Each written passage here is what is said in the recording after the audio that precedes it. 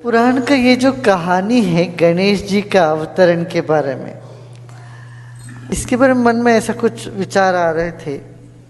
कहानी ये है कि पार्वती नहाने गई।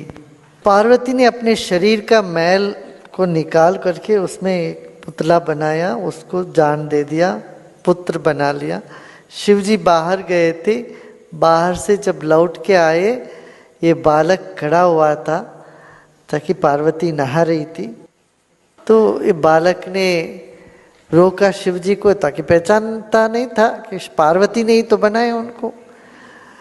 तो शिव जी को क्रोध आया, उन्होंने इनका सिर काट दिया।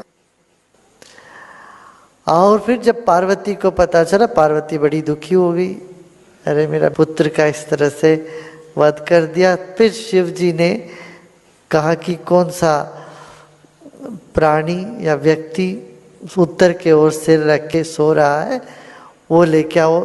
जब पृथ्वी में आए सिर्फ एक हाथी उत्तर की तरफ सिर रख के सो रहा था और कोई नहीं सो रहे थे। तो हाथी का सिर काट के लेके आए, इसमें रखा, फिर गणेश जी बन गए। फिर उनको वरदान दे दिया ताकि गुस्सा किया तो वरदान भी देना पड़ेगा।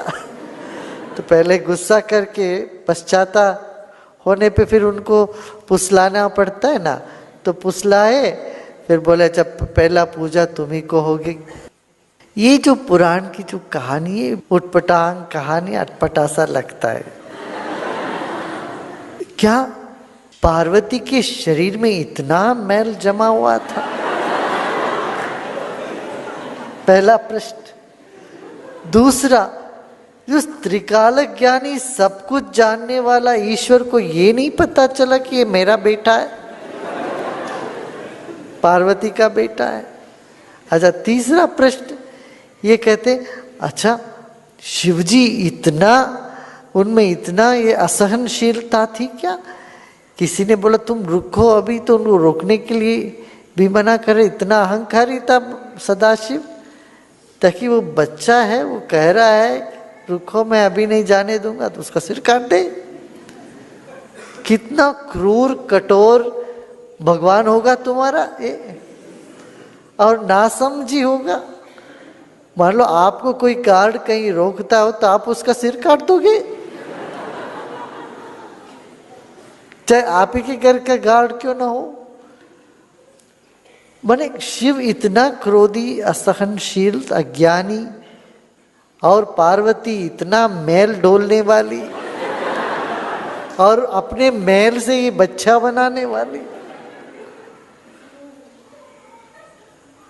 तो जो आस्था नहीं रखते हिंदू धर्म में, वो इस सब कहानी को ले ले करके हिंदू धर्म की खूब पिटाई करते और हमारे देश के, हमारे धर्म के जो युवकों को इसमें से हटाते हैं। और इसका जवाब देने के लिए हमारे पास कुछ नहीं, किसी को पता ही नहीं है। अच्छा, बच्चा का शरीर छोटा है, हाथी का सिर इतना बड़ा है, उसके ऊपर हाथी का सिर रखा, और इतना भी समझदार नहीं है कि ये तो ये चूहे पर कभी चढ़ नहीं सकता है, तो उसका वाहन दिया चूहा। इतने से चूहे के ऊपर आदमी, वो आदमी के ऊपर इतना बड़ा सिर। किसी को कोई इसका माप तोल का, मापदंड का कोई ज्ञान ही नहीं होगा, या बदला लेने के लिए किया होगा इतना शिवजी ने किया हो। चूहा उनका वाहन यदि शिवजी ने दिया है तो कितना क्रूर कठोर होंगे तुम्हारे भगवान। भगवान कैसे कहोगे तुम्हारे इस तरह का जो जुल्म करने वालों को?